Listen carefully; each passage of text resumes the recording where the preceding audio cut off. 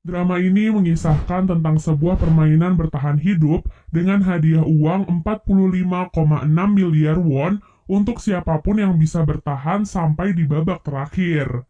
Terdapat 456 pemain yang datang dari berbagai daerah di Korea dan masing-masing memiliki hutang yang cukup banyak. Oleh sebab itulah, dalam permainan itu mereka rela melakukan apapun agar bisa bertahan dan mendapatkan hadiahnya. Sebelum kita ke alur ceritanya, jangan lupa untuk like, komen, subscribe, dan nyalakan loncengnya ya. Tanpa berlama-lama lagi, yuk langsung aja kita ke alur ceritanya. Film diawali dengan diperlihatkan seorang duda bernama Gihun. Ia bekerja serabutan dan menjadi beban bagi ibunya yang sudah tua. Karena hal itu juga, istrinya meninggalkannya dan menikah dengan lelaki lain.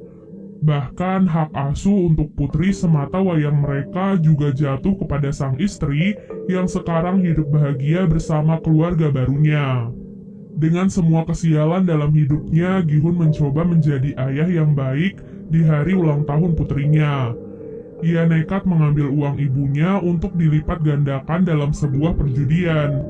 Beruntungnya ia berhasil memenangkan perjudian itu dan mendapatkan uang yang cukup banyak. Namun begitu keluar dari arena perjudian, ia langsung dikejar oleh para rentenir yang ingin menagih hutang pada Gihun. Melihat segerombolan rentenir itu, Gihun pun segera kabur untuk menyelamatkan uang-uangnya. Namun sayangnya ia tetap tertangkap. Ia mencoba bernegosiasi dan akan membayar separuh hutangnya dengan hasil kemenangannya hari ini. Namun saat ia memeriksa uangnya, ternyata semua uangnya telah hilang. Jadi saat proses pengejaran sebelumnya, ia sempat menabrak seorang gadis yang ternyata gadis itu telah mencuri semua uangnya. Nah, karena tak bisa membayar hutang, rentenir itu pun memaksa Gihun untuk menandatangani sebuah kontrak yang berisi bahwa jika Gihun tak bisa membayar hutangnya dalam waktu dekat, maka organ-organ tubuhnya akan diambil dan dijual oleh si rentenir. Semua kesialan hidupnya membuat ia frustasi karena di hari ulang tahun putrinya ia tak bisa membelikan makanan yang enak serta hadiah yang indah. Ia merasa telah gagal menjadi ayah yang baik untuk putrinya. Kini dalam hidupnya yang tersisa hanyalah kemalangan serta hutang yang tak akan sanggup ia bayar. Di tengah keputusasaannya itu, Gihun pun mendapatkan secercah harapan. Saat itu, seorang pemuda memberikannya sebuah tiket masuk ke dalam sebuah permainan. Pemuda itu berkata bahwa jika Gihun berhasil menyelesaikan permainan di sana, maka ia akan mendapatkan uang yang sangat banyak. Mendengar hal itu, Gihun pun langsung tertarik dan mengikuti apa kata pemuda tersebut. Singkat cerita, Gihun dan orang-orang lain yang bernasib sama sepertinya dibawa menggunakan sebuah mobil. Mereka pun dibius untuk menjaga kerahasiaan tempat permainan tersebut. Selain itu, semua HP dan barang bawaan mereka juga disita dan akan dikembalikan nanti saat mereka pulang. Terdapat 456 peserta yang dikumpulkan di dalam sebuah ruangan besar. Tempat permainan itu dikelola oleh seseorang misterius bertopeng hitam dengan anak-anak buahnya yang menggunakan pakaian serba merah. Mereka sangat merahasiakan semuanya, bahkan identitas mereka tak boleh diketahui oleh siapapun. Di sana, Gihun bertemu dengan beberapa peserta lain. Di antaranya adalah Sangwoo, teman masa kecil Gihun, Ilnam, kakek-kakek yang penyakitan, seorang pekerja asing bernama Ali, seorang gangster bernama Doksu, seorang wanita bernama Miryong, dan gadis asal Korea Utara bernama Sebyok. Nah, Sebyok adalah gadis yang sebelumnya mencuri semua uang Gihun. Jadi saat melihatnya, Gihun pun menjadi sangat marah. Namun belum sempat membalaskan dendamnya, para panitia pun datang ke ruangan mereka. Kemudian panitia menjelaskan bahwa selama di sana, mereka akan memainkan 6 permainan. Adapun beberapa aturan yang harus disetujui oleh para pemain sebelum memulai permainan, di mana pemain tidak boleh berhenti di tengah permainan, lalu pemain yang menolak bermain akan langsung dieliminasi, dan yang terakhir, permainan akan dihentikan jika mayoritas dari peserta menyetujuinya. Setelah menyetujui semua persyaratan itu, para peserta pun diarahkan ke ruangan berbeda untuk memulai permainan yang pertama. Permainan pertama yang akan mereka mainkan adalah lampu merah, lampu hijau. Terdapat sebuah robot raksasa di ujung ruangan yang akan bertugas sebagai penjaga. Nah, saat sang robot berkata lampu hijau, para pemain diperbolehkan untuk bergerak secepat mungkin agar mereka bisa segera sampai di garis finish sebelum waktunya habis. Namun, saat robot itu berkata lampu merah, maka para pemain tidak boleh bergerak sama sekali. Karena jika ketahuan oleh si robot, maka mereka akan langsung dieliminasi. Terdengar cukup simpel ya, namun kenyataan yang sebenarnya jauh lebih mengerikan.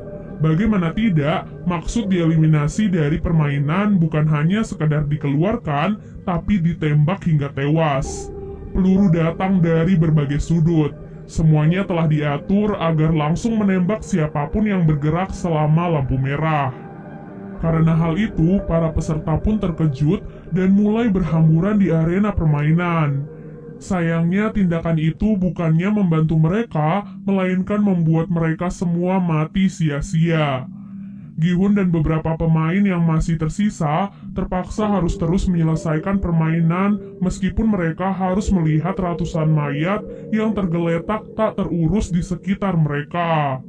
Mereka harus tetap berkonsentrasi agar bisa segera sampai di garis finish dengan aman dan tidak kehabisan waktu. Mereka yang sudah melewati garis finish sebelum waktu habis akan dinyatakan lolos dari permainan pertama dan berhak melaju ke permainan selanjutnya.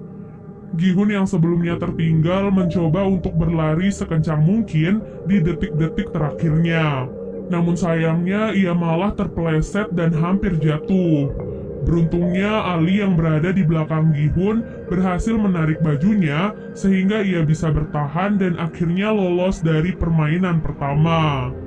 Sedangkan mereka yang masih tersisa karena kehabisan waktu langsung dinyatakan kalah dan ditembaki satu persatu.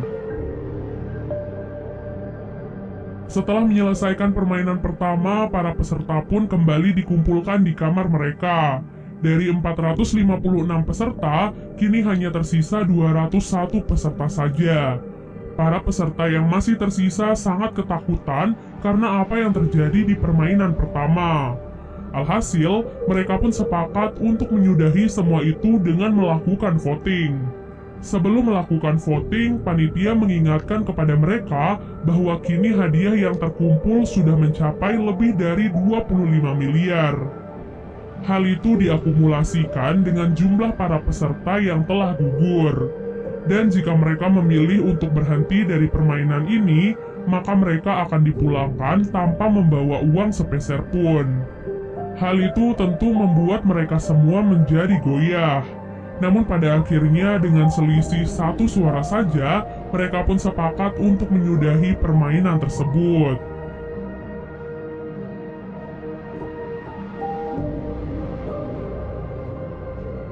Setelah kesepakatan itu, para peserta pun akhirnya dipulangkan kembali ke daerah mereka masing-masing.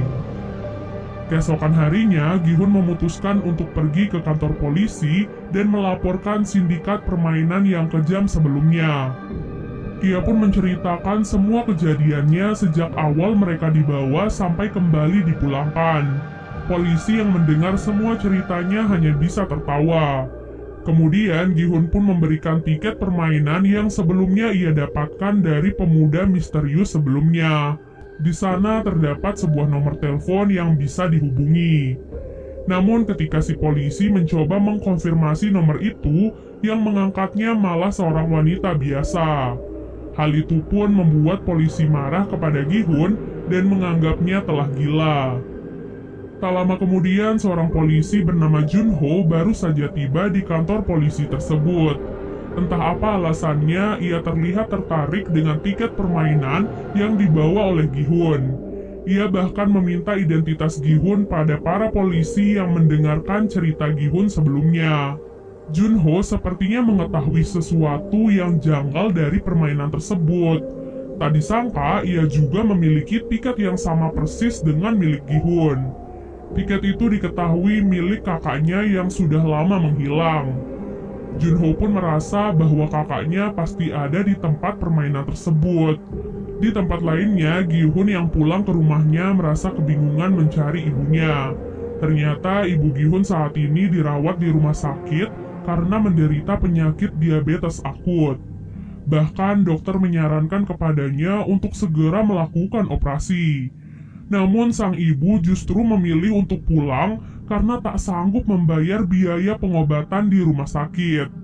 Hal itu pun membuat Gi-hun sedih dan kecewa pada dirinya sendiri. Ia bahkan nekat meminjam uang pada mantan istrinya demi bisa membayar biaya pengobatan ibunya. Namun yang ia dapatkan malah hinaan dari suami baru mantan istrinya yang juga bahkan melarangnya untuk mendekati putri kandungnya sendiri. Hal itu pun tentu membuat Gi-hun marah dan langsung menghajar lelaki tersebut. Kini Gi-hun pun sadar bahwa apa yang dikatakan panitia permainan itu benar adanya. Dunia luar jauh lebih kejam dari apa yang terjadi di dalam sana. Mereka akan tetap dikejar hutang dan mati di tangan rentenir. Semua kenyataan pahit dunia pun membuat Gi-hun dan yang lainnya tertarik untuk masuk lagi ke dalam arena permainan. Pada malam harinya, mereka semua pun berkumpul dan dijemput seperti saat pertama kali ikut serta. Namun, kini yang berbeda adalah mereka bisa lebih mempersiapkan diri karena sudah tahu apa yang akan terjadi di dalamnya. Dari arah lain, Junho ternyata juga ikut menyusup ke dalam mobil. Kali ini, ia bertekad untuk bisa masuk ke dalam arena permainan agar bisa menemukan kakaknya yang hilang. Ia pun menghajar seorang panitia dan mengambil kostumnya agar ia bisa menyamar tanpa diketahui oleh siapapun.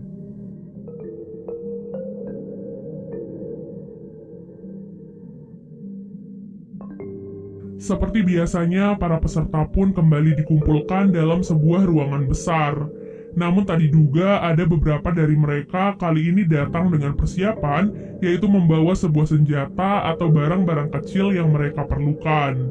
Dari 201 peserta awal, kini tersisa 187 orang yang memutuskan untuk ikut serta kembali. Yang berarti hadiahnya juga semakin bertambah. Di waktu yang sama, Junho yang kebingungan juga kini harus menyamar menjadi panitia di dalam aula permainan tersebut.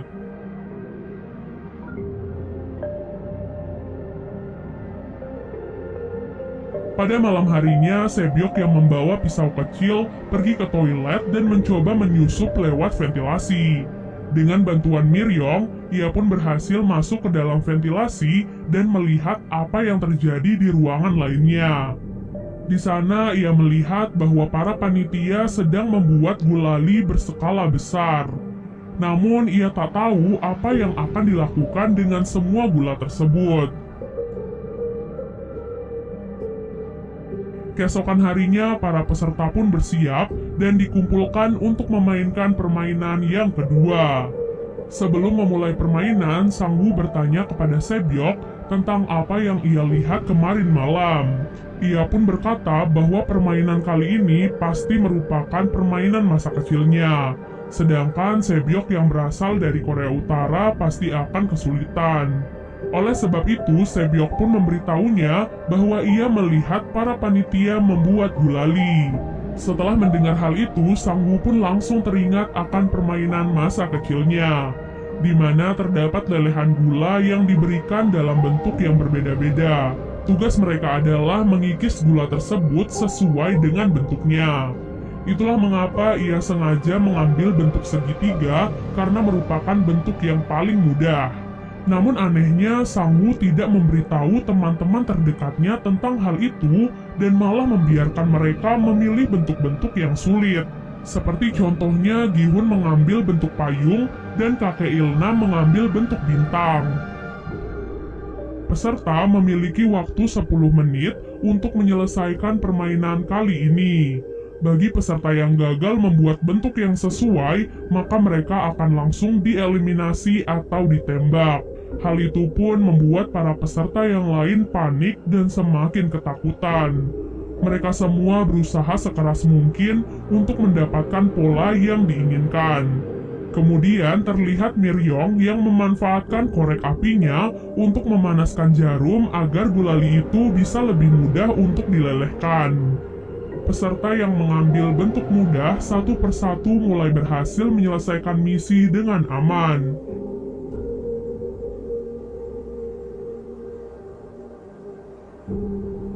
Namun yang menjadi masalah adalah para peserta yang mengambil bentuk-bentuk yang sulit. Ditambah mereka juga dikejar oleh waktu yang semakin berkurang. Dalam proses permainan itu, Junho pun mulai dicurigai oleh panitia lain karena ia terlihat kebingungan dan seperti tidak mengetahui tugasnya di sana. Di menit-menit terakhir, Gi-hun pun mendapatkan ide cemerlang agar ia bisa menyelesaikan misi dengan cepat. Saat itu, ia melihat bahwa gulali mereka telah memiliki polanya. Jadi yang harus mereka lakukan adalah menjilati gulali itu sampai bisa dipisahkan dari polanya tersebut. Hal itu adalah cara tercepat yang bisa mereka lakukan saat ini jika ingin selamat. Para peserta yang melihat Gi-hun pun langsung mengikuti triknya. Tadi sangka hal itu pun sangat membantu mereka sehingga beberapa peserta termasuk Gi-hun dan kakek Ilnam berhasil menyelesaikan misi dengan aman. Namun ada seorang peserta yang gagal mencoba melawan seorang panitia. Oleh sebab itu, panitia yang lain pun langsung menembak peserta yang lain agar mereka tidak memiliki kesempatan untuk melawan. Peserta itu pun menodongkan pistol ke arah panitia tersebut dan memintanya untuk melepaskan topeng. Namun begitu ia melepaskan topengnya, ia pun langsung ditembak oleh penyelenggara permainan. Jadi semua panitia di sana telah memiliki perjanjian bahwa mereka dilarang membuka topeng atau identitas mereka di dalam aula permainan, kecuali saat mereka berada di dalam kamar dan sendirian. Semua itu dilakukan untuk menjaga semua kerahasiaan dari permainan tersebut. Dan part 1 pun akhirnya selesai. Siapa ya kira-kira dalang dari permainan ini? Dan apa ya kira-kira yang akan terjadi selanjutnya pada Gi-hun dan yang lainnya? Pastinya bakalan lebih seru guys. So kalau kalian penasaran, jangan lupa untuk komen sebanyak-banyaknya ya, biar Mimin semakin semangat buat ngelanjutin drama ini. Sampai jumpa guys, bye!